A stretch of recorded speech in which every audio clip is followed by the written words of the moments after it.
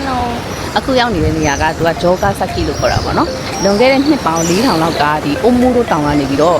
ပောက်ထွက်လာတဲ့ချော်ရည်တွေကနေပြီးတော့ဒီလိုမျိုးကြောက်ဆောင်ကြီးဖြစ်သွားတာပေါ့နော်ဒီပင်လယ်ရေလိုင်းတွေတိုက်စားပြီးတော့ရမ်းလာတယ်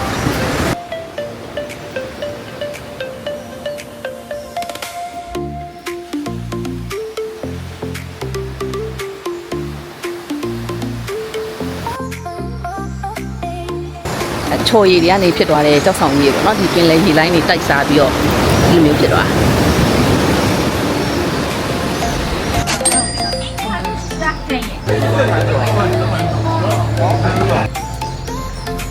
ပြတ်တယ်လေလားနော်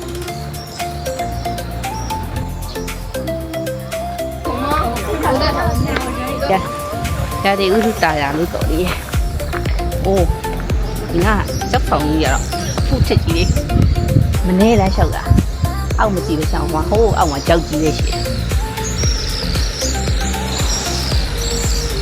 ကြောက်ကြီးငှက်တယ်ရောဆောင်းငှက်တယ်အိုးငှက်တယ်တော့ကြည့်ရဟိုမှာလာတယ်ငှက်လေးတွေရောကိုရဘာငှက်လဲဟိုပြန်လွားလေးတွေလားအဲ့လိုပြင်တာပဲပြန်သွားလို့ကဲအဲ့ဆိုရင်တော့တက်ဖို့လေးလည်းရိုက်လို့ပြီးပြီဆိုတော့ပြန်ပါပြီ